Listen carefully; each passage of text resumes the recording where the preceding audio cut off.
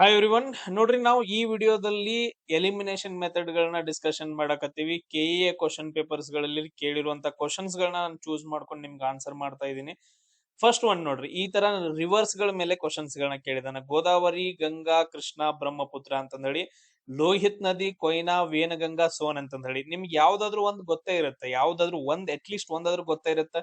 Sir ಈಗ ನೋಡ್ರಿ, ನನಗೆ ಕೃಷ್ಣಾ ನದಿ ಗೊತ್ತೈತ್ರಿ, ಕೊಯ್ನಾ ಬಗ್ಗೆ. ನಿಮಗೆ ಯಾವ್ದು ಗೊತ್ತೈತೆ ಅನ್ನೋದನ್ನ ಕಮೆಂಟ್ ಹಾಕ್ರಿ. ನಿಮಗೆ ಈ ಕ್ವಶನ್ ಒಳಗಡೆ ಯಾವ್ದು ಗೊತ್ತೈತೆ. ಸರಿ, ಕೃಷ್ಣಾ ಕೊಯ್ನಾ ಅಂತ ತಗೊಂಡ್ರೆ ನಂಗೆ C2 ಅಂತಂದ್ ಹೇಳಿ ಬರ್ಬೇಕ್ರಿ. ಉಳಿದದ್ದೆಲ್ಲ ರಾಂಗ್ ಆಗ್ತಾವ. ಇಲ್ಲಿ ನೋಡ್ರಿ, ಆನ್ಸರ್ ಕರೆಕ್ಟ್ ಆಗಿ ಡೈರೆಕ್ಟ್ ಆಗಿ ಬಂತು. ನಾವು ಬೇರೆ ಚೂಸ ಮಾಡ್ಕೋಬೇಕಾಗಿಲ್ಲ, ಬೇರೆ ನಾವು ಟ್ರಿಕ್ಸ್ ಯೂಸ್ ಮಾಡ್ಕೊಳ್ಳೋದೇ ಬೇಕಾಗಿಲ್ಲ. ನೋಡ್ರಿ, ಗೋದಾವರಿ ಯಾವ್ದಕ್ ಬರುತ್ತಂದ್ರ ವೇನಗಂಗಾಕ್ ಬರುತ್ತ, ಗಂಗಾ ನದಿ ಸೋನ್ ನದಿಗೆ, ಬ್ರಹ್ಮಪುತ್ರ ಏನಂದ್ರ ಲೋಹಿತ್ ನದಿಗೆ ಬರುವಂತಹ ಉಪನದಿಗಳಾಗಿದಾವ. ಈಗ ನಾನು ಒಂದೊಂದಾಗಿ ಡಿಸ್ಕಷನ್ ಮಾಡ್ತೀನಿ ನಿಮ್ಗ. ಸೊ ನೀವು ಇಲ್ಲಿ ಮ್ಯಾಪ್ ಅನ್ನ ನೋಡ್ಬೋದು. ಮ್ಯಾಪ್ ನೋಡಿದ್ರಿ ಅಂತಂದ್ ಹೇಳಿದ್ರೆ ಇಲ್ಲೊಂದ್ ನಗರ ಬರುತ್ತೆ ನೋಡ್ರಿ, ಪಾಟ್ನಾ ನಗರ ಅಂತಂದ್ ಹೇಳಿ. ಹಿಂದಿನ ಕಾಲದಲ್ಲಿ ಇದನ್ನ ಏನಂತ ಕರಿತಾ ಇದ್ರು ಸರ್? ಪಾಟಲಿಪುತ್ರ ನಗರ ಅಂತಂದ್ ಹೇಳಿ ಕರಿತಾ ಇದ್ರು. ಎಸ್, ಕರೆಕ್ಟಾ? ಪಾಟಲಿಪುತ್ರ ನಗರ ಅಂತಂದ್ ಹೇಳಿ. ಸೊ ಮಗಧ ಸಾಮ್ರಾಜ್ಯದಾಗಿರ್ಬೋದು, ಮೌರ್ಯ ಸಾಮ್ರಾಜ್ಯದಾಗಿರ್ಬೋದು, ಆಮೇಲೆ ಗುಪ್ತ ಸಾಮ್ರಾಜ್ಯಗಳ ರಾಜಧಾನಿ ಪಾಟಲಿಪುತ್ರ ನಗರ. ಇದನ್ನ ನಾವು ಪಾಟನಾ ಅಂತಂದ್ ಹೇಳಿ ಕರಿತೀವಿ. ಇವಾಗ ಇದನ್ನ ಯಾರು ಇದು ಕಟ್ಸಿದಾರ ಅಂತಂದ್ ಹೇಳಿದ್ರ ಉದಯನ್. ಸೊ ಹರ್ಯಾಂಕ ಡೈನಸ್ಟಿಯ ಉದಯನ್ ಅನ್ನೋ ಒಬ್ಬ ರಾಜ ಏನ್ ಮಾಡ್ತಂದ್ರ ನಿರ್ಮಾಣ ಮಾಡ್ತಾನ. ಹೋರಿ ಕ್ಲಿಯರ್ ರೀ ಸರ.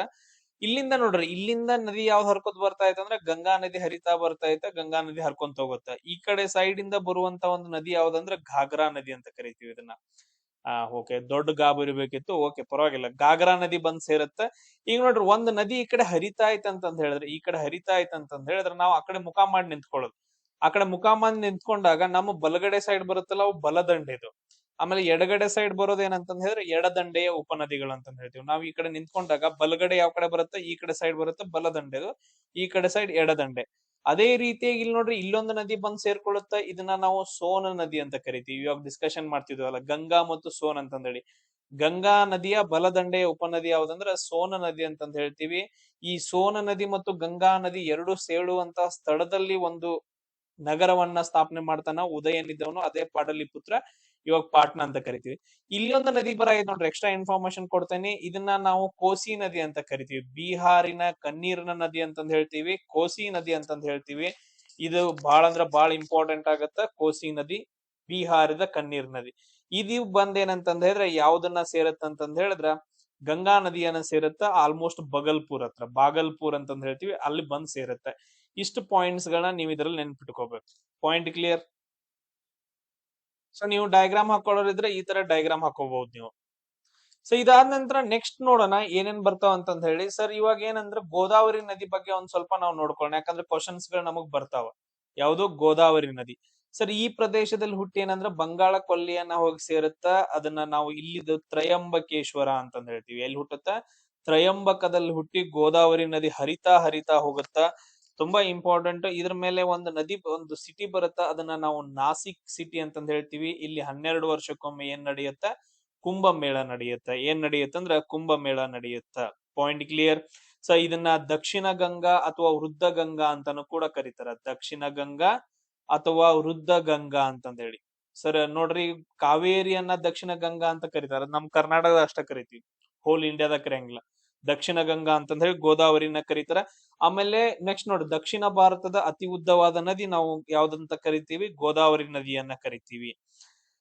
ಆಮೇಲೆ ನೆಕ್ಸ್ಟ್ ನೋಡ್ರಿ, ಇನ್ನೊಂದ್ ಏನಂತಂದ್ ಹೇಳಿದ್ರ ಗಂಗಾ ನದಿ ಬಗ್ಗೆ ನಾವು ಆಲ್ರೆಡಿ ನೋಡ್ಕೊಂಡ್ವಿ. ಸೊ ಗಂಗಾ ನದಿ ಎಲ್ಲಿ ಹುಟ್ಟತ್ತ ಅಂತಂದ್ ಹೇಳಿದ್ರ ಉತ್ತರಾಖಂಡ್ ಹತ್ರ, ಎರಡು ನದಿಗಳ ಸಂಗಮದಿಂದ. ಒಂದ್ ಯಾವ್ದಂತಂದ್ ಹೇಳಿದ್ರ ಗಂಗೋತ್ರಿಯಿಂದ ಹುಟ್ಟೋದು. ಗಂಗೋತ್ರಿಯಿಂದ ಭಾಗೀರಥಿ ನದಿ ಅಂತ ಕರಿತೀವಿ, ಭಾಗೀರಥಿ ನದಿ. ಸೊ ಅದಕ್ಕೊಂದು ಡ್ಯಾಮ್ ಕಟ್ತಾರ, ಅದನ್ನ ನಾವು ತೆಹರಿ ಡ್ಯಾಮ್ ಅಂತಂದ್ ಹೇಳ್ತೀವಿ. ಇನ್ನೊಂದ್ ಯಾವ್ದು ಹುಟ್ಟತ್ತಂದ್ರ ಎಲ್ಲಿ? ಕೇದಾರ್ನಾಥ್ ಒಳಗಡೆ. ಕೇದಾರ್ನಾಥ್ ಅಲ್ಲ, ಸಾರಿ, ಬದ್ರಿನಾಥ್ ಒಳಗಡೆ. ಬದ್ರಿನಾಥ್ ಒಳಗಡೆ ಅದನ್ನ ನಾವು ಅಲಕನಂದ ಅಂತ ಕರಿತೀವಿ. ಇವೆರಡು ಎಲ್ಲಿ ಬಂದ್ ಸೇರ್ತಾವ ಅಂದ್ರ ದೇವಪ್ರಯಾಗದೊಳಗಡೆ ಸೇರ್ತಾವ. ದೇವಪ್ರಯಾಗದಿಂದ ಅದನ್ನ ನಾವ್ ಏನಂತ ಕರಿತೀವಿ? ಗಂಗಾ ನದಿ ಅಂತಂದ್ ಹೇಳಿ ಕರಿತೀವಿ. ಇದು ಪಾಯಿಂಟ್ ಕ್ಲಿಯರ್ ಆಯ್ತು ಎಲ್ರಿಗೂ.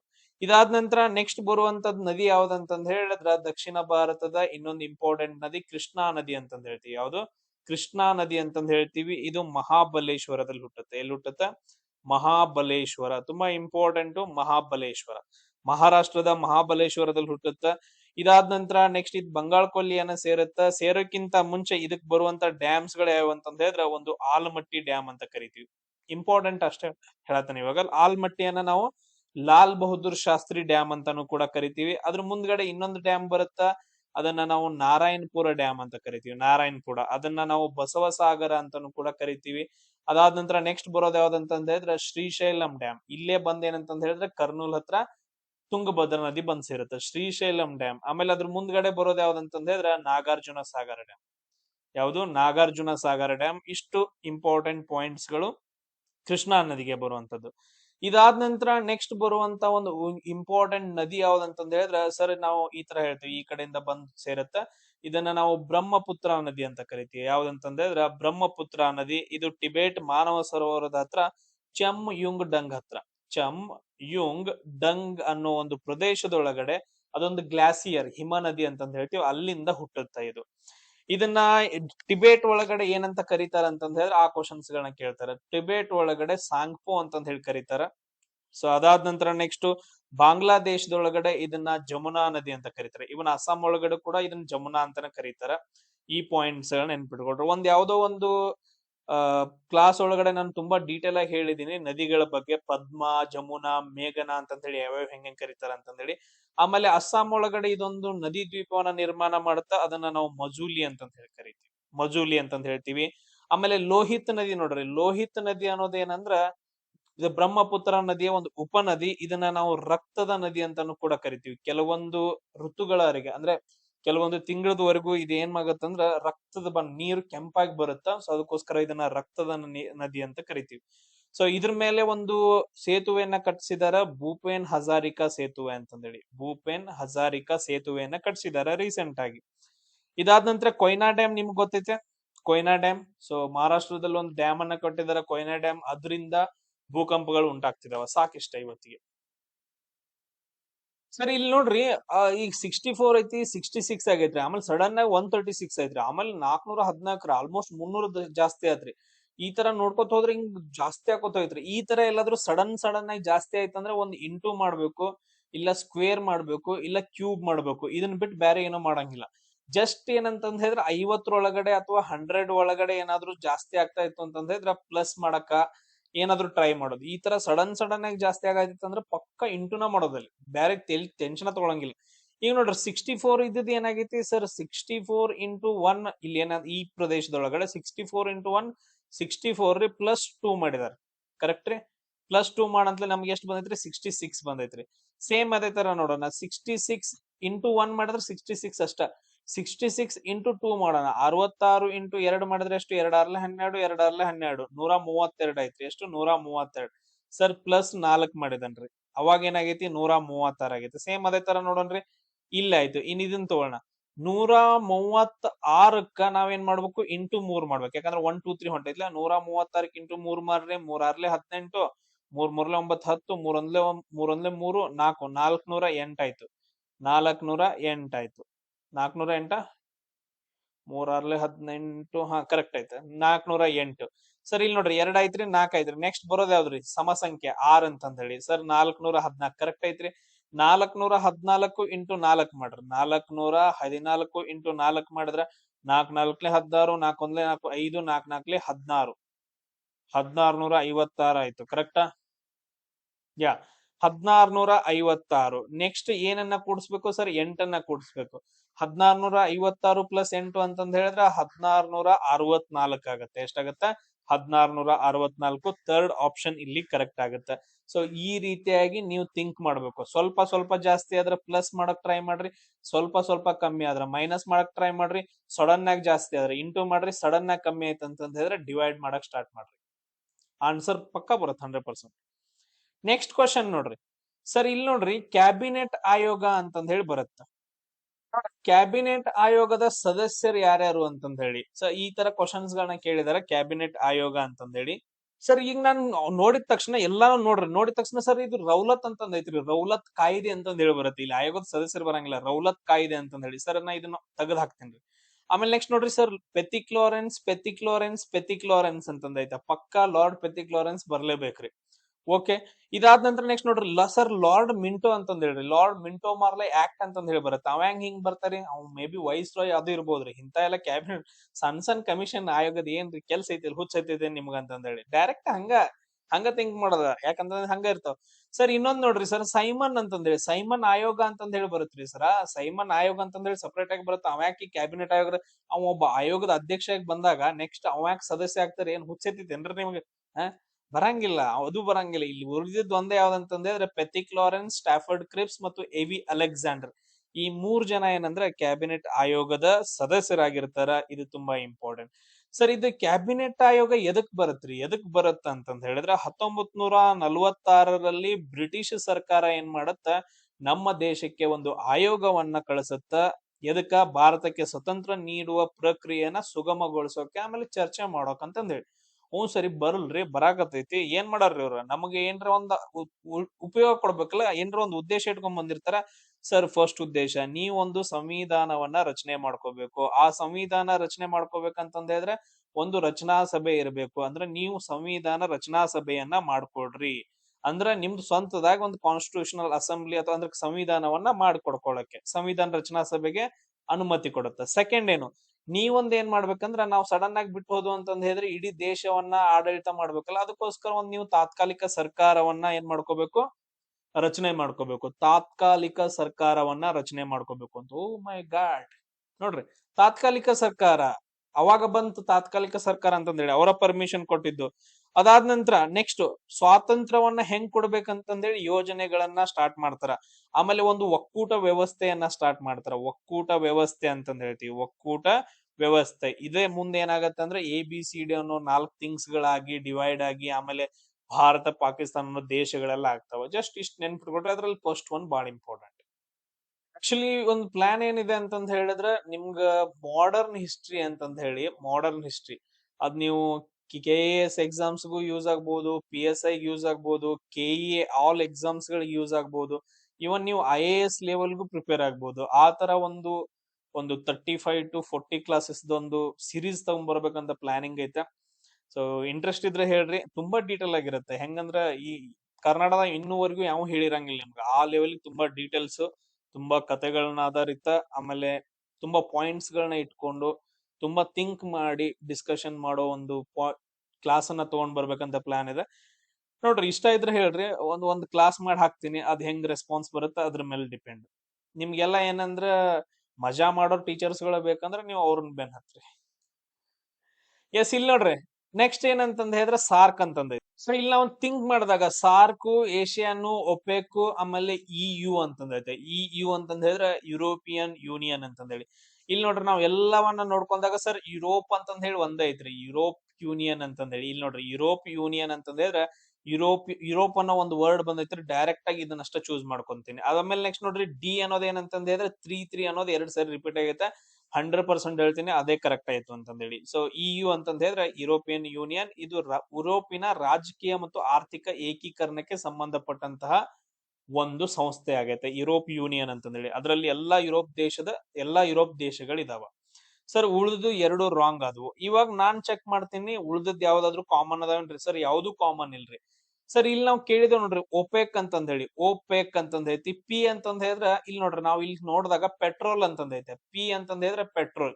ಇಲ್ಲಿ ಎಲ್ಲಾದ್ರೂ ಆತರ ಪೆಟ್ರೋಲ್ ಅನ್ನೋದು ಏನಾದ್ರು ಬರುತ್ತೆ? ಪಿ ಅಂತಂದ ಹೇಳಿ ಪೆಟ್ರೋಲ್, ಒಪೆಕ್ ಅಂತಂದ ಹೇಳಿ ಪೆಟ್ರೋಲ್ ಅಂತಂದ ಇರ್ಬೋದ್ರಿ ಸರ್. C2 ಅಂತಂದ ಹೇಳ್ರಿ. ಸರ್ C2 ಅಂತ ಚೂಸ್ ಮಾಡ್ತೇನ್ರಿ. ಇದು ಹೋಯ್ತು. A1 ಅಂತಂದ ಹೇಳಿ, A1 ಕರೆಕ್ಟ್ ಆಗತ್ತೆ. ಸಾರ್ಕ್ ಅನ್ನೋದು ಏನಂತಂದ್ರೆ ದಕ್ಷಿಣ ಏಷ್ಯಾದಲ್ಲಿ ಪ್ರಾದೇಶಿಕ ಶಾಂತಿ ಮತ್ತು ಸಮೃದ್ಧಿಯನ್ನ ಉತ್ತೇಜಿಸೋದು. ಏಷಿಯಾನ್ ಅಂತಂದ ಹೇಳಿದ್ರೆ ಏನಾಗತ್ತ ಲಾಸ್ಟ್ ಅದು, B4, ಆಗ್ನೇಯ ಏಷ್ಯಾದ ಆರ್ಥಿಕ ಬೆಳವಣಿಗೆ ಮತ್ತು ರಾಜಕೀಯ ಸಹಕಾರ. ಈ ತರ ಏನಂತಂದ ಹೇಳಿದ್ರ ನಾವು ವರ್ಡ್ಸ್ ಗಳನ್ನ ಯೂಸ್ ಮಾಡ್ಕೊಂಡು ಆಪ್ಷನ್ಸ್ ಗಳನ್ನ ಚೂಸ್ ಮಾಡ್ಕೋಬೇಕಾಗತ್ತ. ಸರ್ ಇಲ್ಲಿ ನೋಡ್ರಿ, ಫಸ್ಟ್ ಒನ್ ಏನಂತಂದ ಹೇಳಿದ್ರೆ ಸಾರ್ಕ್ ಅಂತಂದೈತೆ. ಸಿಂಪಲ್ ಆಗಿ ಇಲ್ಲೇ ಹೇಳ್ತೀನಿ, ಯಾಕಂದ್ರೆ ಮುಂದ್ ಕ್ವಶನ್ಸ್ ಗಳು ಬರ್ಬೋದು. ಸಾರ್ಕ್ ಅಂತಂದ ಹೇಳಿ, south Asian association for regional cooperation. ನೀವು ಸೈಡ್ ಬರ್ಕೊಡ್ರಿ, ನಾ ಬರ್ಯಾಕಂಗಿಲ್ಲ, ಬಾಳ ಲೇಟ್ ಆಗುತ್ತೆ. ಇದನ್ನ ಡಿಸೆಂಬರ್ 8, 1985 ಸ್ಥಾಪನೆ ಮಾಡ್ತಾರ. ಡಿಸೆಂಬರ್ 8, 1985 ಎಲ್ಲಿ ಸ್ಥಾಪನೆ ಮಾಡ್ತಾರ ಅಂತಂದ್ರೆ ಬಾಂಗ್ಲಾದೇಶದ ಢಾಕಾ ಒಳಗಡೆ. ಬಾಂಗ್ಲಾದೇಶದ ಢಾಕಾ ಒಳಗಡೆ ಸ್ಥಾಪನೆ ಮಾಡ್ತಾರ. ಬಟ್ ಆದ್ರೆ ಇದ್ರದ್ದು ಹೆಡ್ ಕ್ವಾರ್ಟರ್ಸ್ ಎಲ್ಲಿ ಕಂಡು ಬರುತ್ತಂದ್ರ ನೇಪಾಳದ ಕಟ್ಮಂಡು ಒಳಗಡೆ ಇದ್ರದ್ದು ಹೆಡ್ ಕ್ವಾರ್ಟರ್ಸ್ ಕಂಡು ಬರುತ್ತ. ಇಷ್ಟು ಪಾಯಿಂಟ್ಸ್ ಗಳನ್ನ ನೆನ್ಪಿಟ್ಕೋಬೇಕು. ಇದ್ರೊಳಗಡೆ ಟೋಟಲ್ ಆಗಿ ಎಷ್ಟು ಕಂಟ್ರೀಸ್ ಗಳು ಬರ್ತಾವ ಅಂತಂದ ಹೇಳಿದ್ರ 8 ಕಂಟ್ರೀಸ್ ಗಳು ಬರ್ತಾವ. ಯಾವ ಕಂಟ್ರೀಸ್ ಗಳು ಬರ್ತಾವ ಅಂತಂದ ಹೇಳಿದ್ರ ನಾನೊಂದ್ ಸಿಂಪಲ್ ಆಗಿ ಈ ತರ ಡಯಾಗ್ರಾಮ್ ಅನ್ನ ಹಾಕ್ತೀನಿ. ಸೊ ಇದೇನಂತಂದ ಹೇಳಿದ್ರ ನಮ್ದು ಇಂಡಿಯಾ, ಬಾಳ ಚಂದ ಡಯಾಗ್ರಾಮ. ಎಸ್, ಇಲ್ಲಿ ಏನಂತಂದ ಹೇಳಿದ್ರೆ ಅಫ್ಘಾನಿಸ್ತಾನ್ ಏನಂತಂದ ಹೇಳಿದ್ರೆ ಇದ್ರೊಳಗಡೆ ಐತೆ. ನೆಕ್ಸ್ಟ್ ಬಾಂಗ್ಲಾದೇಶ ಇಲ್ಲಿ ಐತ್ ನೋಡ್ರಿ. ಅದಾದ ನಂತರ ನೆಕ್ಸ್ಟ್ ಯಾವ್ದಂತಂದ ಹೇಳಿದ್ರೆ ಭೂತಾನ್ ಅಂತಂದ ಹೇಳಿ ಬರುತ್ತ. ಆಮೇಲೆ ನೆಕ್ಸ್ಟ್ ಇಂಡಿಯಾ ಇದ್ರದ್ದು ಸಾರ್ಕ್ ಒಳಗಡೆ ಐತೆ. ಆಮೇಲೆ ನೆಕ್ಸ್ಟ್ ಇಲ್ಲಿ ಐತಲ್ಲ ಈ ಕಡೆ ಸೈಡ್ ಬರುತ್ತ ಮಾಲ್ಡೀವ್ಸ್ ಅಂತಂದ ಹೇಳಿ. ಆಮೇಲೆ ನೆಕ್ಸ್ಟ್ ಇಲ್ಲಿ ಬರುವಂತ ಒಂದು ದೇಶ ನೇಪಾಳ್ ಅಂತಂದ ಹೇಳ್ತೀವಿ. ಆಮೇಲೆ ಇರುವಂತದ್ದು ಪಾಕಿಸ್ತಾನ್. ಅದಾದ ನಂತರ ಕೆಳಗಡೆ ಬರುತ್ತಲ್ಲ ಶ್ರೀಲಂಕಾ. ಏನಂತಂದ್ರೆ ಅದ್ರ ಶ್ರೀಲಂಕಾ. ಇಷ್ಟು ದೇಶಗಳು ಟೋಟಲ್ ಆಗಿ 8 ಈ ಸಾರ್ಕ್ ನ ಸದಸ್ಯ ರಾಷ್ಟ್ರಗಳಿದಾವ. ಅದಾದ ನಂತರ ನೆಕ್ಸ್ಟ್ ಒನ್ ನೋಡ್ರಿ ಏಷಿಯಾನ್ ಅಂತಂದ್ ಹೇಳಿ ಬರುತ್ತೆ. ಏನಂತಂದ್ರೆ ಅದ್ರ ಏಷಿಯಾನ್ ಅಂತಂದ್ರೆ ಅದ್ರ association of south East Asian Nations ಅಂತ ಹೇಳಿ. ಸೌತ್ ಈಸ್ಟ್ ಪೂರ್ವ ದಕ್ಷಿಣ ಅಂತಂದ್ ಹೇಳಿ ಬರುತ್ತೆ. ಸೌತ್ ಈಸ್ಟ್ ಅಂತಂದ್ ಹೇಳಿದ್ರೆ ಯಾವುದು? ಇದು ಸೌತ್, ಅದಾದ ನಂತರ ನೆಕ್ಸ್ಟ್ ಇದು ಸೌತ್, ಇದು ಈಸ್ಟ್, ಇದು ವೆಸ್ಟ್. ಸೌತ್ ಈಸ್ಟ್ ಅಂತಂದ ಹೇಳಿದ್ರೆ ಈ ಕಡೆ ಕಂಟ್ರೀಸ್ಗಳು. ಸೊ ನೋಡ್ರಿ ಯಾವಾಗ ಬಿಡ್ರದ್ನ ಇದು ಯಾವಾಗ ಸ್ಥಾಪನೆ ಆಗತ್ತ ಅಂತಂದ ಹೇಳಿದ್ರೆ ಆಗಸ್ಟ್ 8, 1967ರಲ್ಲಿ ಸ್ಥಾಪನೆ ಆಗತ್ತೆ. ಯಾವಾಗ ಸ್ಟಾರ್ಟ್ ಆಗತ್ತ? ಆಗಸ್ಟ್ 8, 1967ರಲ್ಲಿ ಸ್ಥಾಪನೆ ಆಗತ್ತ. ಅದಾದ ನಂತರ ನೆಕ್ಸ್ಟ್ ಇದು ಯಾವ್ದ್ರ ಮೇಲೆ ಅಂದ್ರ ಬ್ಯಾಂಕಾಕ್ ಡಿಕ್ಲರೇಷನ್ ಅಂತಂದ ಹೇಳಿ. ಬ್ಯಾಂಕಾಕ್ ಡಿಕ್ಲರೇಷನ್ ಅನ್ನೋ ಒಂದು ಸಮ್ಮಿಟ್ ಇಂದ ಇದು ಸ್ಟಾರ್ಟ್ ಆಗತ್ತೆ ಏಷಿಯಾನ್ ಅನ್ನೋದು. ಅದಾದ ನಂತರ ಇದ್ರಲ್ಲಿ ಟೋಟಲ್ ಆಗಿ ಎಷ್ಟು ದೇಶಗಳಿದಾವ ಅಂತಂದ್ರೆ 10 ದೇಶಗಳು ಬರ್ತಾವ. ಇಂಡೋನೇಷಿಯಾ, ಅದಾದ ನಂತರ ಮಲೇಷಿಯಾ, ಫಿಲಿಪೀನ್ಸ್, ಸಿಂಗಾಪುರ್, ಥೈಲ್ಯಾಂಡ್, ಆಮೇಲೆ ಬ್ರೂನೈ, ವಿಯೆಟ್ನಾಂ, ಲಾವೋಸ್, ಮಯನ್ನಾರ್, ಕಾಂಬೋಡಿಯಾ ಅಂತಂದೇಳಿ. ಸೊ ಇಷ್ಟೇನಂತಂದ್ರೆ ಸೌತ್ ಈಸ್ಟ್ ಏಷ್ಯಾ ಅದ್ ಬರ್ತಾವ. ನಮ್ಮ ಯಾವ ಬರಂಗಿಲ್ಲ, ನಮ್ ಭಾರತ ದೇಶಕ್ಕೆ ರಿಲೇಟೆಡ್ ಬರಂಗಿಲ್ಲ ಏಷಿಯಾನ್ ಅನ್ನೋದು. ಇದಾದ ನಂತರ ನೆಕ್ಸ್ಟ್ ಬರೋದು ಯಾವ್ದಂತಂದ ಹೇಳಿದ್ರೆ ಒಪೆಕ್ ಅಂತಂದ ಹೇಳ್ತೀವಿ. ಒಪೆಕ್ ಅಂತಂದ ಹೇಳಿ ಇದು ಯಾಕಂತಂದ ಹೇಳಿದ್ರೆ organisation of the petroleum exporting countries ಅಂತಂದ ಹೇಳಿ. Organisation of the petroleum exporting countries ಅಂದ್ರೆ ಪೆಟ್ರೋಲ್ ಉತ್ಪಾದನೆ ಆಗಿರ್ಬೋದು, ಪ್ರೊಡಕ್ಷನ್ ಆಗಿರ್ಬೋದು, ಆಮೇಲೆ ಟ್ರಾನ್ಸ್ಪೋರ್ಟ್ ಆಗಿರ್ಬೋದು, ಅದ್ರ ಬೆಲೆಯನ್ನ ಡಿಕ್ಲೇರ್ ಮಾಡೋದು, ಎವ್ರಿಥಿಂಗ್ ಸ್ಟೋರೇಜ್ ಮಾಡೋದಾಗಿರ್ಬೋದು, ಎಲ್ಲ ಇದ ನೋಡ್ಕೊಳತ್ತ. ಇದನ್ನ 1960ರೊಳಗಡೆ ಸೆಪ್ಟೆಂಬರ್ 14ನೇ ತಾರೀಕು ಸ್ಥಾಪನೆ ಮಾಡ್ತಾರ. 1960 ಸೆಪ್ಟೆಂಬರ್ 14 ಒಳಗಡೆ ಸ್ಥಾಪನೆ ಮಾಡ್ತಾರ. ಇದನ್ನ ಮೊದಲು 5 ಕಂಟ್ರೀಸ್ ಗಳು ಏನ್ ಮಾಡ್ತಾವ ಅಂತಂದ ಹೇಳಿದ್ರೆ ಸೇರ್ಬಿಟ್ಟು ಇದನ್ನ ಸ್ಥಾಪನೆ ಮಾಡ್ತಾವ. 5 ಫೌಂಡಿಂಗ್ ಕಂಟ್ರೀಸ್ ಯಾವ ಅಂದ್ರೆ ಇರಾನ್, ಅದಾದ ನಂತರ ನೆಕ್ಸ್ಟ್ ಇರಾಕ್, ಅದಾದ ನಂತರ ನೆಕ್ಸ್ಟ್ ಕುವೈತ್, ಸೌದಿ ಅರೇಬಿಯಾ, ಆಮೇಲೆ ವೆನಿಜುವಲಾ. ಎಲ್ಲ ಇವು ಸುತ್ತಮುತ್ತ. ವೆನಿಜುವಲಾ ಏನಂದ್ರೆ ಸೌತ್ ಅಮೆರಿಕಾದೊಳಗಡೆ ಬರುತ್ತೆ. ವೆನಿಜುವಲಾ ಇಷ್ಟು ಬರ್ತಾವ. ಆಮೇಲೆ ಇದ್ರ ಹೆಡ್ ಕ್ವಾರ್ಟರ್ಸ್ ಎಲ್ಲಿ ಬರುತ್ತೆ ಅಂದ್ರೆ ವಿಯೆನ್ನಾದ ಆಸ್ಟ್ರಿಯಾ ಒಳಗಡೆ. ವಿಯೆನ್ನಾ ಆಸ್ಟ್ರಿಯಾ ದೇಶದಲ್ಲಿ ಕಂಡು ಬರುವಂತಹ ಒಂದು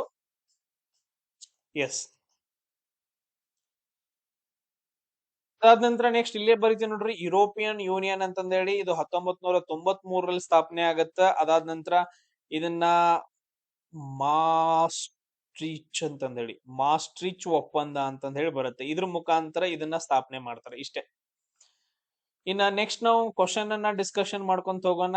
ಇಲ್ಲಿ ನೋಡ್ರಿ, ಈಗ ಹೇಳಿಕೆ ಮತ್ತು ಕಾರಣ ಆಯ್ತಾ. ಇದನ್ನ ನಿಮ್ಗ ಎಷ್ಟ್ ಚೆನ್ನಾಗಿ ಹೇಳಿದೇನೆ ಅಂತಂದ ಹೇಳಿದ್ರ ಇದು ನಿನ್ ಲವರ್, ನೀ ಹೇಳೋದು ಕರೆಕ್ಟ್ ಐತಿಲ್ಲ ಅಂತ ಚೆಕ್ ಮಾಡ್ಕೋಬೇಕು. ನಿನ್ ಲವರ್ ಹೇಳೋದು ಕರೆಕ್ಟ್ ಐತಿಲ್ಲ ಚೆಕ್ ಮಾಡ್ಕೋಬೇಕು. ಆಮೇಲೆ ನಿನ್ ಲವರ್ ನಿನ್ ಮಾತಿಗೆ ಹೂ ಅನ್ನಕತ್ತಾಳಿಲ್ಲ ಅಂತ ಚೆಕ್ ಮಾಡೋದು ಅಂತಂದ ಹೇಳಿ ಅದಕ್ಕೊಂದು ವಿಡಿಯೋ ಮಾಡಿ ಹಾಕಿದೀನಿ. ಆ ವಿಡಿಯೋವನ್ನ ನೋಡಿರ್ಬೇಕಂದ್ರೆ ನಿಮ್ಗೆ ಈಸಿಯಾಗಿ ಅರ್ಥ ಆಗತ್ತ. ಇಲ್ಲಿ ನೋಡ್ರಿ, ಬಸಾಲ್ಟ್ ಒಂದು ಸೂಕ್ಷ್ಮವಾದ ಹರಳುಗಳ ಇರ್ತಾವ ಬಸಾಲ್ಟ್ ರಾಕ್ ಒಳಗಡೆ. ಕಪ್ಪು ಬಣ್ಣದ ಅಗ್ನಿಶಿಲೆ ಅಂತಂದೇಳಿ. ಬಸಾಲ್ಟ್ ಅನ್ನೋದು ಕಪ್ಪು ಬಣ್ಣ. 100% ಕರೆಕ್ಟ್ ರೀ. ಎಷ್ಟು ಜನ ಹೇಳ್ತೀರಿ 100% ಕರೆಕ್ಟ್ ಅಂತಂದೇಳಿ? ಎಸ್. ಇಲ್ಲಿ ಒಂದು ಟ್ರಿಕ್ ಬರುತ್ತೆ. ಇದನ್ನ ಯಾಕೆ ಈ ತರ ಕ್ವಶನ್ಸ್ ಗಳನ್ನ ಕೇಳಿದಾರೆ ಅಂತಂದ ಹೇಳಿ. ಇಲ್ಲಿ ನೋಡ್ರಿ, ಈ ತರ ಒಂದು ಜ್ವಾಲಾಮುಖಿ ಐತೆ ಅಂತಂದ ಹೇಳಿದ್ರೆ, ಈ ತರ ಜ್ವಾಲಾಮುಖಿ ಪರ್ವತ, ಈ ತರ ಇಲ್ಲಿ ನೋಡ್ರಿ ಒಳಗಡೆಯಿಂದ ಏನಂತಂದ ಹೇಳಿದ್ರೆ ಏನ್ ಬರ್ತಾ ಇರುತ್ತೆ? ಲಾವಾ ರಸ ಒಳಗಡೆಯಿಂದ ಹೊರಗಡೆ ಬರ್ತಾ ಇರುತ್ತೆ. ಏನಂದ್ರೆ ಲಾವಾ ರಸ ಅಂತಂದ ಹೇಳ್ತೀವಿ.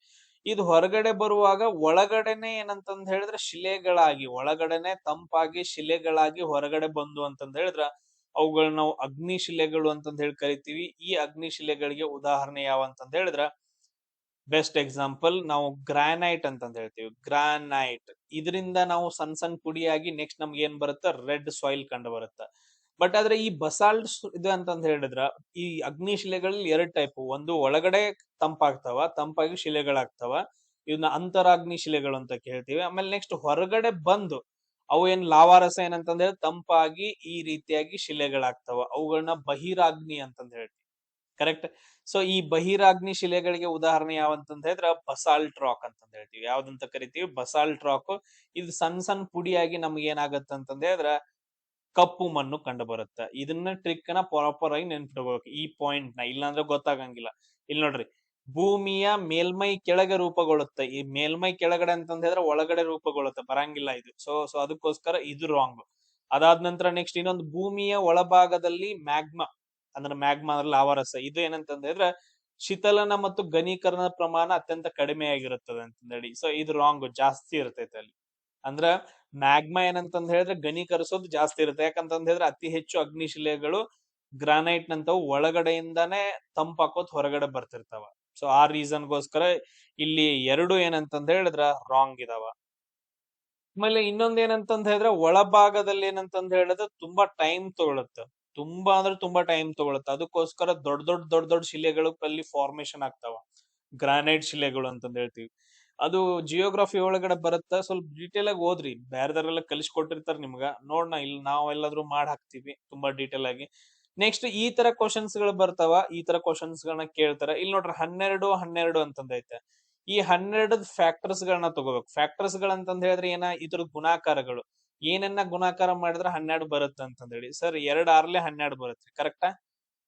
ಕರೆಕ್ಟ್ ಅಲ್ಲೇನ್ರ? Correct sir. 1 × 12 1ರಿಂದ ಗುಣಿಸಿದ್ರೆ 12 ಬರುತ್ತ್ರಿ, ಕರೆಕ್ಟಾ? ಆಮೇಲೆ ಸರ್ ನೋಡ್ರಿ 3ರಿಂದ ಗುಣಿಸಿದ್ರೆ 3 4 12 ಬರುತ್ತ್ರಿ, ಕರೆಕ್ಟ್. ಸೊ ಉಳಿದೆಲ್ಲ ರಿಪೀಟ್ ಆಗ್ತಾ ಬಿಡ್ರಿ, ಮತ್ತ 6 2 12 12 1 12 ಅಂತ ಹೇಳಿ. ಬಟ್ ಅದ್ರ ನಾವ್ ಇಲ್ಲಿ ಏನ್ ನೋಡ್ಬೇಕು, ಇವನ್ ಎರಡೂನು ಮೈನಸ್ ಮಾಡ್ಕೊಂಡ್ರೆ ನಮ್ಗ್ 1 ಬರ್ಬೇಕು. 2ರಾಗ 6 ಕಳೆದ್ರೆ 1 ಬರುತ್ತೇನ? ಬರಂಗಿಲ್ಲ, ತಗೊಳಂಗಿಲ್ಲ. ಅದನ್ನ 12ರಾಗ 1 ಕಳೆದ್ರೆ ಬರಂಗಿಲ್ಲ. ಸೊ ಇದನ್ನ ತಗೋಬೇಕು. 3ರಾಗ 4 ಅಥವಾ 4ರಾಗ 3 ಕಳೆದ್ರೆ ನಮ್ಗೆ ಆನ್ಸರ್ 1 ಬರುತ್ತೆ. ಇಂಥ ಫ್ಯಾಕ್ಟರ್ಸ್ ಗಳನ್ನ ತಗೋಬೇಕು. ಇಲ್ಲಿ ಪ್ಲಸ್ ಪ್ಲಸ್ ಅಂತ ಒಳಗಡೆ ಹಾಕಿದ ಅಂತಂದ್ ಹೇಳಿದ್ರ ದೊಡ್ಡ ಸಂಖ್ಯೆ ಏನಂದ್ರ ಇಲ್ಲಿ ನಮ್ದು ಕರೆಕ್ಟ್ ಆಗಿರತ್ತ. ನಮ್ದು ಆನ್ಸರ್ ಏನಾಗತ್ತ 4 ಅಂತಂದ್ ಹೇಳಿ ಬರುತ್ತ. Point clear sir? ಅದೇ ಇವಾಗ ಈ ತರ ಇತ್ತಂತಂದ್ ಹೇಳಿದ್ರೆ 12 ಮೈನಸ್ √12 ಮೈನಸ್ ಅಂತಂದ್ ಹೇಳಿ ಈ ತರ ಇತ್ತು ಅಂತಂದ್ ಹೇಳಿದ್ರೆ ಸೇಮ್ ಇದೇ ತರ 3 4 ಇಲ್ಲಿ ಫ್ಯಾಕ್ಟರ್ಸ್ ಗಳಾಗಿದಾವ. ಇಲ್ಲಿ ಒಳಗಡೆ ಮೈನಸ್ ಇರೋದ್ರಿಂದ ನಾವು ಯಾವ ಸಂಖ್ಯೆಯನ್ನ ತಗೋಬೇಕು, ಸಣ್ಣ ಸಂಖ್ಯೆಯನ್ನ ತಗೊಳ್ಬೇಕು. ಇದು ನಿಮಗ ಬೆಸ್ಟ್ ಒಂದು ಸ್ಮಾಲ್ ಟ್ರಿಕ್. ಇನ್ನ ನೆಕ್ಸ್ಟ್ ನೋಡ್ರಿ, ಇಲ್ಲಿ ನೋಡ್ರಿ, ಗ್ರೇಟ್ ಹಿಮಾಲಯದ ಮಡಿಕೆಗಳು ಫೋಲ್ಡ್ ಏನಿದಾವಲ್ಲ ಅವು ಸ್ವರೂಪಗಳು ಅಸಮಮಿತಿಯಾಗಿವೆ ಅಂತಂದೇಳಿ. ಸಮವಾಗಿದಾವ ಅಂತಂದ್ ಹೇಳಿದ್ರೆ ಎಲ್ಲಾ ಕಡೆ ಈ ತರ ಹಿಂಗ್ ಫೋಲ್ಡ್ ಸ್ಟ್ರಕ್ಚರ್ ಬರ್ತಾವಲ್ಲ ಹಿಮಾಲಯ ಪರ್ವತಗಳು ಸಮವಾಗಿರ್ಬೇಕು ಅಂತಂದೇಳಿ. ಆ ತರ ಸಮವಾಗಿಲ್ಲ ಎಲ್ಲಾ ಕಡೆಯಿಂದ ಒಂದ್ ಕಡೆ ಜಾಸ್ತಿ ಅದಾವ, ಒಂದ್ ಕಡೆ ಕಮ್ಮಿ ಅದಾವ. ನೀವು ಉತ್ತರ ಅಂದ್ರೆ ಆಲ್ಮೋಸ್ಟ್ ಪಶ್ಚಿಮದಿಂದ ಪೂರ್ವಕ್ ಹೋದ್ರಿ ಅಂತಂದ್ ಹೇಳಿದ್ರೆ ಡಿಫ್ರೆಂಟ್ ಆಗಿ ಬರ್ತಾವ, ಅಲ್ಲೆಲ್ಲಿ ಕಟ್ ಆಗಿ ಬರ್ತಾವ. ಸೊ ಅದಕ್ಕೋಸ್ಕರ ಅಸಮಮಿತಿ ಅಂತಂದ್ ಹೇಳ್ತೀವಿ. ಸೊ ಒಂದೇದು ಕರೆಕ್ಟ್ ಆಗೈತೆ. ಆಮೇಲೆ ಹಿಮಾಲಯ ಪರ್ವತಗಳನ್ನ ನಾವು ಫೋಲ್ಡ್ ಮೌಂಟೇನ್ಸ್ ಅಂತ ಕರಿತೀವಿ. ಸರ್ ಫೋಲ್ಡ್ ಅಂತಂದ್ ಹೇಳಿ ಎಕ್ಸ್ಟ್ರಾ ಇನ್ಫಾರ್ಮೇಶನ್ ಬೇರೆ ಕೊಟ್ಟಿದ್ದಾರೆ ಸರ್. 100% ಇದು ಕರೆಕ್ಟ್ ರೀ. ನೆಕ್ಸ್ಟ್ ಹಿಮಾದ್ರಿ ಎಂಬುದು ಹಿಮಾಲಯದ ಅತ್ಯಂತ ಉತ್ತರದ ಶ್ರೇಣಿ ಅಂತಂದ್ ಹೇಳಿ. ಎಸ್ ಕರೆಕ್ಟ್ ರೀ. ಹಿಮಾಲಯದೊಳಗಡೆ ಏನಂತಂದ್ ಹೇಳಿದ್ರ ಅತಿ ಎತ್ತರದ ಪರ್ವತಗಳು ಈ ರೀತಿಯಾಗಿ ಬರ್ತಾವ. ನಾನು ಬೇರೆ ಇದು ಕರೆಕ್ಟ್ ಆಗೈತೆ, ಇದನ್ನ ನಾನು ಹೇಳ್ತೀನಿ. ಇದರಲ್ಲಿ 1 ಮತ್ತು 2 ಸರಿ ಇರ್ತಾವ.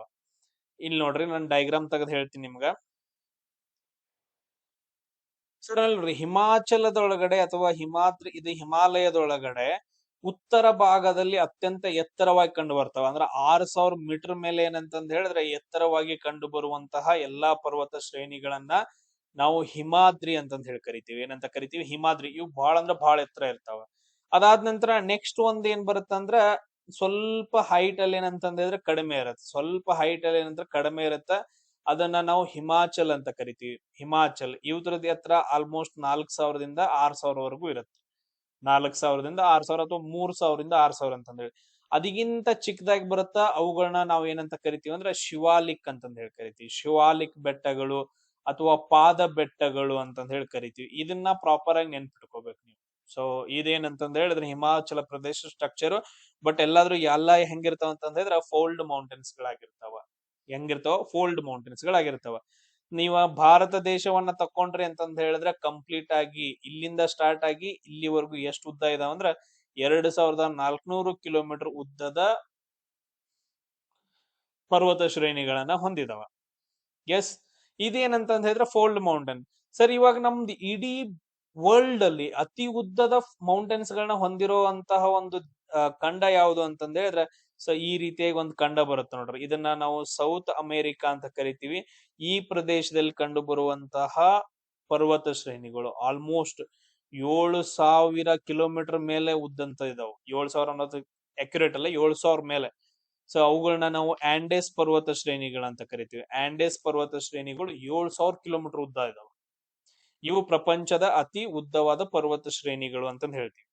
ಸರ್, ಇಲ್ಲಿ ಕ್ವಶನ್ ಅನ್ನ ನೋಡ್ರಿ, ಇಲ್ಲಿ ಆಪ್ಷನ್ಸ್ ಗಳನ್ನ ನೋಡ್ರಿ. ಕ್ವಶನ್ ಮತ್ತು ಆಪ್ಷನ್ಸ್ ಗಳನ್ನ ನೋಡಿದ್ರಿ ಅಂತಂದ ಹೇಳಿದ್ರೆ ಪ್ರಾಪರ್ ಆಗಿ, ಸೊ ಇಲ್ಲಿ ನೋಡ್ರಿ 3-3 ಆಮೇಲೆ ನೆಕ್ಸ್ಟ್ 4-4 ಅಂತಂದ ಹೇಳಿ ರಿಪೀಟ್ ಆಗೈತೆ. ಸೊ 3-3 ಆಮೇಲೆ 4-4 ಅಂತಂದ ಹೇಳಿ ರಿಪೀಟ್ ಆಗೈತೆ. ಆಮೇಲೆ ಇಲ್ಲಿ ನೋಡ್ರಿ 2-2 ಅದಾದ ನಂತರ 1-1 ಅಂತಂದ ಹೇಳಿ ರಿಪೀಟ್ ಆಗೈತೆ. ಕರೆಕ್ಟ್.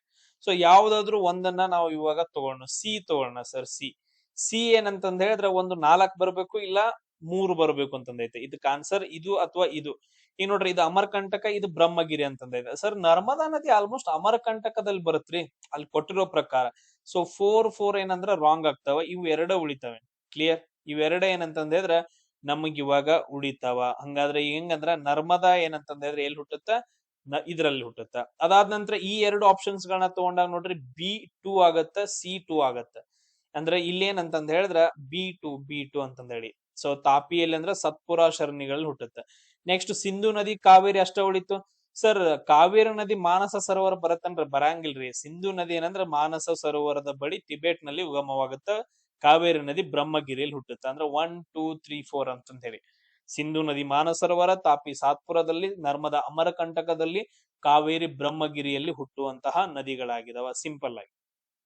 ಸೊ ಇಲ್ಲಿ ನೋಡ್ರಿ, ನಿಮ್ಗೊಂದು ಇಂಪಾರ್ಟೆಂಟ್ ಪಾಯಿಂಟ್ಸ್ ಅನ್ನ ನಾನು ಹೇಳ್ಬೇಕು ನರ್ಮದಾ ನದಿ ಬಗ್ಗೆ. ಇಲ್ಲಿ ನೋಡ್ರಿ, ಇಲ್ಲಿ ನೀವು ಮ್ಯಾಪ್ ಅನ್ನ ತಗೊಂಡ್ರಿ ಅಂತಂದ ಹೇಳಿದ್ರೆ ಇಲ್ಲಿ ಅಮರಕಂಟಕ ಐತೆ. ಅಮರಕಂಟಕ ಬೆಟ್ಟಗಳು ಆಲ್ಮೋಸ್ಟ್ ಛತ್ತೀಸ್ಗಢ ಮಧ್ಯಪ್ರದೇಶದಲ್ಲಿ ಬರ್ತಾವ ಬಾರ್ಡರ್ ಅಲ್ಲಿ.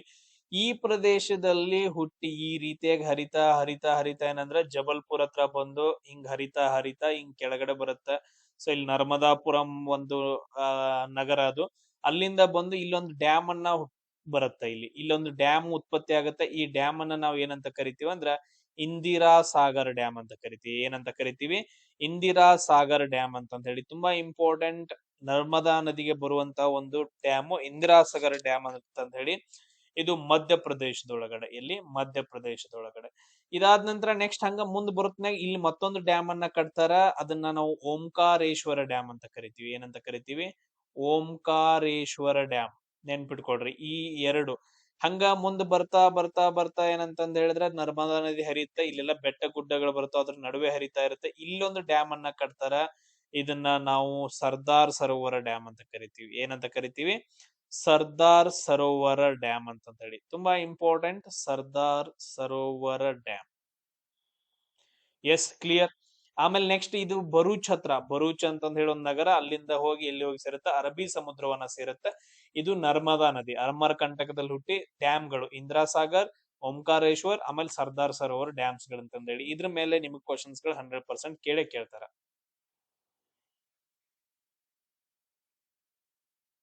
ನೆಕ್ಸ್ಟ್ ನೋಡ್ರಿ, ಸಮ್ ಇಂಪಾರ್ಟೆಂಟ್ ಥಿಂಗ್ಸ್ ಗಳನ್ನ ನಾನು ಡಿಸ್ಕಷನ್ ಮಾಡ್ತೀನಿ. ಬಾಳ್ ಸರಿ ಎಕ್ಸಾಮ್ಸ್ ಗಳಲ್ಲಿ ಬಂದಿದಾವ. ದ ಫಸ್ಟ್ ಒನ್ ಏನಂತಂದ ಹೇಳಿದ್ರ ಇಲ್ಲಿ ನೋಡ್ರಿ, ಕುನು ನ್ಯಾಷನಲ್ ಪಾರ್ಕ್ ಅಂತಂದ ಹೇಳಿ ಬರುತ್ತೆ. ಯಾವ್ದು? ಕುನು ನ್ಯಾಷನಲ್ ಪಾರ್ಕ್ ಅಂತಂದ ಹೇಳಿ ಬರ್ತೈತೆ. ಕುನು ನ್ಯಾಷನಲ್ ಪಾರ್ಕ್ ಎಲ್ಲೈತ್ ನೋಡ್ರಿ? ಇಲ್ಲಿ ಐತ್ ನೋಡ್ರಿ. ಈ ಪ್ರದೇಶದಲ್ಲಿ ಕಂಡು ಬರುವಂತದ್ದು ಕುನು ನ್ಯಾಷನಲ್ ಪಾರ್ಕ್. ಇದು ಮಧ್ಯಪ್ರದೇಶದ ಅತಿ ದೊಡ್ಡ ಹುಲಿ ಸಂರಕ್ಷಿತ ಪ್ರದೇಶ ಅಂತಂದ ಹೇಳ್ತೀವಿ. ಕುನು ನ್ಯಾಷನಲ್ ಪಾರ್ಕ್ ಬರ್ಕೊಡ್ರಿ ಇದನ್ನ. ಇದಾದ ನಂತರ ನೆಕ್ಸ್ಟ್ ಇಲ್ಲಿ ಭಾರಾಸಿಂಗ್ ಅಂತಂದ ಹೇಳಿ ಒಂದು ಜಿಂಕೆ ಸಿಗತ್ತೆ. ಬೇರೆ ಎಲ್ಲೂ ಸಿಗಂಗಿಲ್ಲ. ಭಾರಾಸಿಂಗ್ ಅನ್ನೋ ಒಂದು ಜಿಂಕೆ ಕುನು ನ್ಯಾಷನಲ್ ಪಾರ್ಕ್ ಒಳಗಡೆ ಕಂಡು ಬರುತ್ತೆ. ಅದಾದ ನಂತರ ನೆಕ್ಸ್ಟ್ ಬರೋದು ಯಾವ್ದಂತಂದ ಹೇಳಿದ್ರ ಬಾಂಧವ್ಗಢ್ ನ್ಯಾಷನಲ್ ಪಾರ್ಕ್ ಅಂತಂದ ಹೇಳಿ. ಈ ಪ್ರದೇಶದಲ್ಲಿ ಬರುತ್ತೆ ನೋಡ್ರಿ ಬಾಂಧವ್ಗಢ್ ನ್ಯಾಷನಲ್ ಪಾರ್ಕ್. ಇದು ಭಾರತದಲ್ಲಿ ಅತಿ ಹೆಚ್ಚು ಹುಲಿಗಳ ಸಾಂದ್ರತೆಯನ್ನ ಹೊಂದಿರುವಂತ ಒಂದು ನ್ಯಾಷನಲ್ ಪಾರ್ಕ್, ಬಾಂಧವ್ಗಢ್ ನ್ಯಾಷನಲ್ ಪಾರ್ಕ್ ಅಂತಂದ ಹೇಳಿ. ಆಮೇಲೆ ನೆಕ್ಸ್ಟ್ ಪೆಂಚ್ ನ್ಯಾಷನಲ್ ಪಾರ್ಕ್ ಅಂತಂದ ಹೇಳಿ ಬರುತ್ತ. Pench and Panna national park ಅಂತಂದ ಹೇಳಿ. ಇವು ಕೂಡ ಇಲ್ಲೇ ಕಂಡು ಬರ್ತಾವ. Pench and Panna national park. ಇಲ್ಲಿ ನೋಡ್ರಿ ಇಲ್ಲಿ ಒಂದ್ ಬಂದೈತಿ ನೋಡ್ರಿ, ಕನ್ನಾ ಟೈಗರ್ ರಿಸರ್ವ್ ಅಂತಂದೇಳಿ, ಕನ್ಹಾ ಟೈಗರ್ ರಿಸರ್ವ್ ಅಂತಂದೇಳಿ. ಮೇ ಬಿ ಸೊ ಇಲ್ಲಿವರೆಗೂ ನೋಡಿದ್ರಲ್ಲ ಕುನ್ಹು ನ್ಯಾಷನಲ್ ಪಾರ್ಕ್, ಆಮೇಲೆ ನೆಕ್ಸ್ಟ್ ಬಾಂಧವಗಢ ನ್ಯಾಷನಲ್ ಪಾರ್ಕ್ ಬಗ್ಗೆ ನೋಡಿದ್ವಿ. ಇದಾದ ನಂತರ ನೆಕ್ಸ್ಟ್ ಬರ್ತಾವ ನೋಡ್ರಿ ಪೆಂಚ್ ಅಂತಂದೇಳಿ, ಪೆಂಚ್ ನ್ಯಾಷನಲ್ ಪಾರ್ಕ್. ನೆಕ್ಸ್ಟ್ ನೋಡ್ರಿ ಅದೇ ತರ ಇನ್ನೊಂದ್ ಬರುತ್ತೆ ನೋಡ್ರಿ, ಇಲ್ಲಿ ಖುಜುರಾಹೋ ಅಂತಂದ್ ಹೇಳಿ ಕೇಳಿದಿರಿ. ಖುಜುರಾಹೋ ಟೆಂಪಲ್ಸ್ ಗಳಂತಂದ್ ಹೇಳಿ ಯಾವ ರಾಜವಂಶರು? ಚಂದೇಲರು ಅಂತಂದ್ ಹೇಳಿ ಬರ್ತಾರೆ. ಚಂದೇಲರು ಕಟ್ಟಿಸಿರುವಂತಹ ಖುಜುರಾಹೋ ಟೆಂಪಲ್ಸ್ ಗಳು ಬಹಳ ಇಂಪಾರ್ಟೆಂಟ್ ಆಗ್ತಾವ. ಇದು ಕೂಡ ಮಧ್ಯಪ್ರದೇಶದಲ್ಲಿ ಕಂಡು ಬರುತ್ತ. ಆಮೇಲೆ ನೆಕ್ಸ್ಟ್ ನೋಡ್ರಿ ಉಜ್ಜಯಿನಿ ಅಂತಂದ್ ಹೇಳಿ, ಉಜ್ಜಯಿನಿ ಅಂತಂದ್ ಹೇಳಿದ್ರೆ 12 ವರ್ಷಕ್ಕೊಮ್ಮೆ ಕುಂಭಮೇಳ ನಡೆಯುತ್ತೆ. ಇದು ಕ್ಷಿಪ್ರಾ ನದಿಯ ದಡದಲ್ಲಿ ಐತಿ. ಯಾವ್ದು? ಕ್ಷಿಪ್ರಾ ನದಿಯ ದಡದಲ್ಲಿ. ಇಲ್ಲಿ ಉಜ್ಜಯಿನಿ ತುಂಬಾ ಇಂಪಾರ್ಟೆಂಟ್. ಆಮೇಲೆ ಕೆಳಗಡೆ ನೋಡ್ರಿ ಇಂದೋರ್ ಅಂತಂದ್ ಹೇಳಿ ಬರುತ್ತೆ. ಭಾರತದಲ್ಲಿ ಅತ್ಯಂತ ಸ್ವಚ್ಛವಾದ ನಗರ ಯಾವ್ದಂತಂದ್ ಹೇಳಿದ್ರೆ ಇಂದೋರ್ ಅಂತಂದ್ ಹೇಳ್ತೀವಿ. ಈ ಖುಜುರಾಹೋವನ್ನ ಯುನೆಸ್ಕೋ ವರ್ಲ್ಡ್ ಹೆರಿಟೇಜ್ ಸೈಟ್ ಅವ್ರು ಏನ್ ಮಾಡಿದಾರೆ ಅಂತಂದ್ ಹೇಳಿದ್ರೆ ಗುರುತ್ ಮಾಡಿದಾರೆ ವಿಶ್ವ ಪಾರಂಪರಿಕ ತಾಣ ಅಂತಂದ್ ಹೇಳಿ. ಅದು ಯಾವ ವರ್ಷ ಅನ್ನೋದನ್ನ ನಂಗೆ ಕಮೆಂಟ್ ಹಾಕ್ರಿ. ಇಷ್ಟೇನಂತಂದ್ ಹೇಳಿದ್ರೆ ಸಮ್ ಇಂಪಾರ್ಟೆಂಟ್ ಮ್ಯಾಪಿಂಗ್ ಥಿಂಗ್ಸ್ ಗಳು ನಮ್ಗೆ ಕ್ವಶನ್ಸ್ ಗಳು. ಸೊ ಇಲ್ಲಿ ನೋಡ್ರಿ ಶಿವಾಜಿಯವರ ಆಳ್ವಿಕೆಯಲ್ಲಿದ್ದಾಗ, ಛತ್ರಪತಿ ಶಿವಾಜಿ ಮಹಾರಾಜರ ಆಳ್ವಿಕೆಯಲ್ಲಿದ್ದಾಗ ಜನರ ಮೇಲೆ ವಿಧಿಸಲಾಗಿದ್ದ 2 ವಿವಿಧ ತೆರಿಗೆಗಳು ಯಾವ್ದು ಅಂತಂದೇಳಿ. ಇಲ್ಲಿ ನೋಡ್ರಿ ಹೂನ ಅಂತಂದ್ ಹೇಳೈತೆ, ಹೂನರು ಅಂತಂದ್ ಹೇಳಿ ಬರುತ್ತೆ. ಹೂನ ಈ ತರ ಏನ್ ಬರಂಗಿಲ್ಲ ಅದು. ಸೊ ಇದು ಬರಂಗಿಲ್ಲ. ಸ್ವರಾಜ್ಯ ಅಂತಂದ್ ಹೇಳಿದ್ರೆ ಸ್ವರಾಜ್ಯ ನನ್ನ ಜನ್ಮಸಿದ್ಧ ಹಕ್ಕು, ಸ್ವರಾಜ್ಯ ಚಳುವಳಿ 1905ರಲ್ಲಿ ಸ್ವದೇಶಿ ಚಳುವಳಿ ನಡೆಯುತ್ತೆ. ಅಲ್ಲಿ ಸ್ವರಾಜ್ಯ ಅನ್ನೋ ಒಂದು ವರ್ಡ್ ಅನ್ನ ಯೂಸ್ ಮಾಡ್ತಾರೆ, ಅದಾಯ್ತು. ಇವೆರಡು ಬರಂಗಿಲ್ಲ. ಬಂದ್ರೆ ಏನಂತಂದ್ ಹೇಳಿದ್ರೆ, ಯಾಕಂದ್ರೆ ಎರಡೆರಡು ಆಪ್ಷನ್ಸ್ ಗಳನ್ನ ಕೊಟ್ಟಿದಾರಲ್ಲ, 1 ಮತ್ತು 2 ಅಂತಂದ್ ಹೇಳ್ತೀವಿ. ಸೊ ಉಳಿದದ್ದೆಲ್ಲಾನು ಡಿಲೀಟ್ ಆಗ್ಬಿಡ್ತಾವ. ನೀವು ಜಸ್ಟ್ ಸ್ವರಾಜ್ಯ ಅಥವಾ ಹೂನ ಅನ್ನೋ 2 ವರ್ಡ್ಸ್ ಗಳನ್ನ ನೋಡಿದ್ರೆ. ಇವು ಇದಂದ್ರೆ ಛತ್ರಪತಿ ಶಿವಾಜಿ ಮಹಾರಾಜರು ಯೂಸ್ ಮಾಡಿಲ್ಲ. ಚೌತ ಅಂತಂದ್ ಹೇಳಿ ಬರುತ್ತೆ. ಚೌತದ ಪ್ರಕಾರ ಒಂದರ ಅಂದ್ರೆ ಸೊ ಟೋಟಲ್ ಆಗಿ ಏನಂತಂದ್ರೆ ಅದ್ರ 1/4 ಆದಾಯದ 4ನೇ 1 ಭಾಗವನ್ನ, ಒಂದ್ ಆದಾಯ ಬಂತಂದ್ ಹೇಳಿದ್ರೆ ಅದನ್ನ 4 ಭಾಗ ಮಾಡೋದು. ಸೊ ಅದರಲ್ಲಿ 1 ಭಾಗವನ್ನ ಚೌತ ಅಂತಂದ್ ಹೇಳಿ ಶಿವಾಜಿ ಮಹಾರಾಜರು ಕಟ್ಬೇಕಿತ್ತು. ತುಂಬಾ ಕಡಿಮೆ ಆಗಿರುವಂತ ಇದು. ಅದಾದ ನಂತರ ನೆಕ್ಸ್ಟ್ ಇನ್ನೊಂದು ಬರುತ್ತೆ ಸ್ವರ್ದೇಶ್ ಮುಖ್ ಅಂತಂದ್ ಹೇಳಿ. ಇದು ಸರ್ದೇಶ್ ಮುಖಿ ಅಂತಂದ್ ಹೇಳಿದ್ರ ತುಂಬಾ ಇಂಪಾರ್ಟೆಂಟ್. 1/10% ಅಷ್ಟು ಹೆಚ್ಚುವರಿ ತೆರಿಗೆ ಯಾರ ಮೇಲೆ ಅಂತಂದ್ ಹೇಳಿದ್ರೆ, ಈಗ ಸರ್ದೇಶ್ ಮುಖ್ ಅಂತಂದ್ ಹೇಳಿ ಸರ್ವೋಚ್ಚ ಮುಖ್ಯಸ್ಥರು ಇರ್ತಾರ ಮರಾಠರೊಳಗಡೆ, ಮರಾಠ ಸಾಮ್ರಾಜ್ಯದೊಳಗಡೆ. ಸೊ ಅವ್ರಿಗೆ ಹೆಚ್ಚುವರಿ ಟ್ಯಾಕ್ಸ್ ಇದು ಸರ್ದೇಶ್ ಮುಖ್ ಅಂತಂದ್ ಹೇಳಿ. ಈ 2 ಟ್ಯಾಕ್ಸ್ ಗಳನ್ನ ಹೇರ್ತಾರ ಶಿವಾಜಿ ಮಹಾರಾಜರು. ಈ ಪಾಯಿಂಟ್ ಅನ್ನ ಪ್ರಾಪರ್ ಆಗಿ ನೆನ್ಪಿಟ್ಕೊಳ್ಳಿ. ಅದಾದ ನಂತರ ನೆಕ್ಸ್ಟ್ ಕ್ವಶನ್ ನೋಡ್ರಿ ಸರ್. ಈ ಕ್ವಶನ್ ನೋಡಕ್ಕಿಂತ ಮುಂಚೆ ಇದನ್ನ ನೋಡಿದ ತಕ್ಷಣ ಆಪ್ಷನ್ ನೋಡ್ರಿ, ಎ ಡಬ್ಲ್ಯೂ ಅಂತಂದೈತಿ. ಎಲ್ಲಾ ಕಡೆ ಎ ಅಂತಂದೈತ್ರಿ ಸರ. ಮೌಂಟ್ ಮೆಕೆನ್ಲಿ ಏನಂದ್ರ ಎಲ್ಲಿ ಬರುತ್ತ್ರಿ? ಅಲಾಸ್ಕಾದೊಳಗಡೆ ಬರುತ್ತ. ಮೌಂಟ್ ಮೆಕೆನ್ಲಿ ಎಲ್ಲಿ ಬರ್ತೈತಿ ಅಂದ್ರ ಅಲಾಸ್ಕಾದೊಳಗಡೆ ಬರುತ್ತ. Point clear, ಮುಗಿದೋಯ್ತಾ? ಸೊ ಅದಾದ ನಂತರ ನೆಕ್ಸ್ಟ್ ನೋಡ್ರಿ ಬಿ ಏನಂತಂದ್ರೆ ಎಕ್ಸ್ ಅಥವಾ ಜೆಡ್ ಅಂತಂದೈತೆ. ಬಿ ಅನ್ನೋದು ಏನಂತಂದ್ರೆ ಒಂದ್ ಎಕ್ಸ್ ಬರ್ಬೋದು ಅಥವಾ ವೈ ಬರ್ಬೋದು. ಸೊ ಈ ತರ ಹಿಂಗ್ ಸಾರಿ, ಎಕ್ಸ್ ಈಕ್ವಲ್ ಟು ಜೆಡ್ ಅಂತಂದ್ ಹೇಳಿ ಬರ್ಬೋದು, ವೈ ಬರಂಗಿಲ್ಲ, ಜೆಡ್. ಮೌಂಟ್ ಲೋಗನ್ ಅಂತಂದೈತೆ, ಕೊಲರಾಡೋ ಅಥವಾ ಯುಕಾನ್ ಅಂತಂದ್ ಹೇಳೈತಿ. ಆಮೇಲೆ ಮೌಂಟ್ ವೆಟ್ನಿ ಅಂತ ಬರುತ್ತಾ, ಮೌಂಟ್ ಅಲ್ಬರ್ಟ್ ಅಂತಂದ್ ಹೇಳಿ ಬರುತ್ತಾ, ಮೌಂಟ್ ಎಲ್ಬರ್ಟ್ ಅಂತಂದ್ ಹೇಳ್ತೀವಿ. ಈ ಮೌಂಟ್ ಎಲ್ಬರ್ಟ್ ಅನ್ನೋದೇನಂದ್ರೆ ಕೊಲರಾಡೋ ಒಳಗಡೆ ನಮ್ಮ ದೇಶದ ಪ್ರಮುಖ ಎತ್ತರದ ಪರ್ವತಗಳದ್ದು ಒಂದು ಲಿಸ್ಟ್ ಅನ್ನ ನೀವು ಮಾಡ್ಕೋಬೇಕು. ಬಹಳ ಇಂಪಾರ್ಟೆಂಟ್. ಅವನ್ನ ರಿಪೀಟ್ ಆಗಿ ಕ್ವಶನ್ಸ್ ಗಳನ್ನ ಕೇಳ್ತಿದಾರ. ಸೊ ಪ್ರಪಂಚದ ಪ್ರಮುಖ ಎತ್ತರದ ಪರ್ವತಗಳು ಮೌಂಟ್ ಎಲ್ಬರ್ಟ್ ಎಲ್ಲಿ ಬರುತ್ತಂದ್ರ ಕೊಲರಾಡೋ ಒಳಗಡೆ ಬರುತ್ತ. ಅದಾದ ನಂತರ ಮೌಂಟ್ ವಿಟ್ನಿ ಅಂತದೈತಲ್ಲ, ಈ ಮೌಂಟ್ ವಿಟ್ನಿ ಎಲ್ಲಿ ಬರುತ್ತಂದ್ರ ಎಲ್ಲಿ ಬರುತ್ತಂದ್ರೆ ಕ್ಯಾಲಿಫೋರ್ನಿಯಾದೊಳಗಡೆ ಬರುತ್ತೆ. ಎಲ್ಲಿ ಬರುತ್ತೆ? ಕ್ಯಾಲಿಫೋರ್ನಿಯಾದೊಳಗಡೆ. ಆಮೇಲೆ ಮೌಂಟ್ ಲೋಗನ್ ಎಲ್ಲಿ ಬರುತ್ತಂದ್ರೆ ಯುಕಾನ್ ಒಳಗಡೆ. ಮೌಂಟ್ ಲೋಗನ್ ಎಲ್ಲಿ ಬರುತ್ತೆ? ಯುಕಾನ್ ಒಳಗಡೆ. ಈ ತರ ಕ್ವಶನ್ಸ್ ಗಳನ್ನ ಕೇಳ್ತಾರ. ಆಮೇಲೆ ಈ ತರ ಆಪ್ಷನ್ಸ್ ಗಳು ನಮಗ್ ಸಿಗಬಹುದು. ಅದಾದ ನಂತರ ನೆಕ್ಸ್ಟ್ ನೋಡ್ರಿ ಈ ತರ ಎಕ್ಸ್ ವೈ ಅಂತ ಹೇಳಿ ಕ್ರಾಸ್ ಮಾರ್ಕ್, ಬಟ್ ಆದ್ರೆ ಇಲ್ಲಿ 2 ಕಡೆ ಕ್ರಾಸ್ ಮಾರ್ಕ್ ಐತೆ. ಇನ್ನೊಂದ್ ಯಾವ್ದಾದ್ರು ನಮ್ಗೆ ಗೊತ್ತಿರ್ಬೇಕಾಗತ್ತೆ. ಸೊ ಈ ತರ ಆಪ್ಷನ್ಸ್ ಗಳನ್ನ ನಾವು ಚೂಸ್ ಮಾಡ್ಕೋಬೇಕಂತಂದ್ ಹೇಳಕ್ಕೆ. ಇದಾದ ನಂತರ ನೆಕ್ಸ್ಟ್ ನೋಡ್ರಿ ಕಾರ್ಬನ್ನಿನ ಅತ್ಯಂತ ಕಡಿಮೆ ಕಾನ್ಸಂಟ್ರೇಷನ್ ಇರುವಂತ ಓರ್ಸ್ ಯಾವುದು ಅಂತ ಹೇಳಿ. ನಾನು ಲಾಸ್ಟ್ ಕ್ಲಾಸ್ ಅಲ್ಲಿ ಡಿಸ್ಕಷನ್ ಮಾಡಿದ್ದೆ ಐರನ್ ಬಗ್ಗೆ. ಇವಾಗ ನೋಡ್ರಿ ಕೋಲ್ ಬಗ್ಗೆ ಕೇಳಿದಾರೆ ಸರ್. ಕಾರ್ಬನ್ ಅದಿರುಗಳ ಬಗ್ಗೆ ಪಕ್ಕ ಈ ಆಪ್ಷನ್ಸ್ ಗಳು ಬಂದೇ ಬರ್ತಾವ. ಒಂದು ಐರನ್, ಇದು ಕಾರ್ಬನ್ ಅಂತಂದ್ ಹೇಳಿ. ಇಲ್ಲ ಅಂತಂದ್ ಹೇಳಿದ್ರೆ ನಿಮ್ಗ ಮ್ಯಾಗ್ನೇಷಿಯಂ ಬಗ್ಗೆ ಕೇಳ್ತಾನ. ಇಲ್ಲ ಅಂತಂದ್ ಹೇಳಿದ್ರೆ ಕಾಪರ್ ಬಗ್ಗೆ ಕೇಳ್ತಾನ. ಸೊ ಒಂದ್ 4-5 ಇದಾವ, ಅವು ಬಹಳ ಇಂಪಾರ್ಟೆಂಟ್.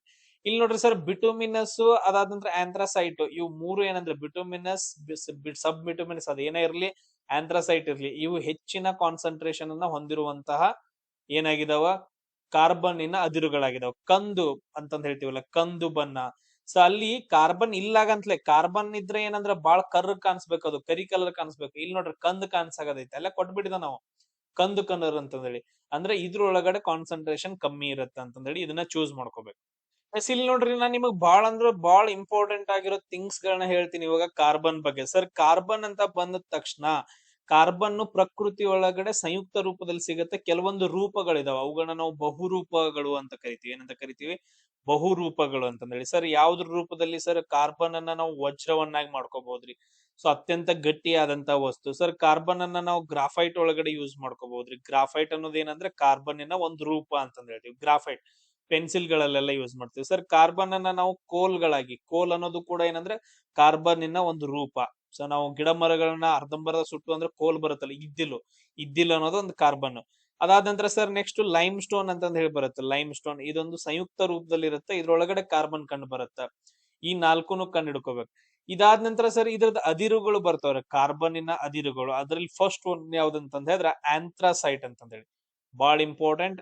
ಆಂಥ್ರಾಸೈಟ್ ಕನ್ನಡದಾಗ ಬರ್ಸತ್ತ ಆಂಥ್ರಾಸೈಟ್ ಅಂತಂದ್ ಹೇಳಿ.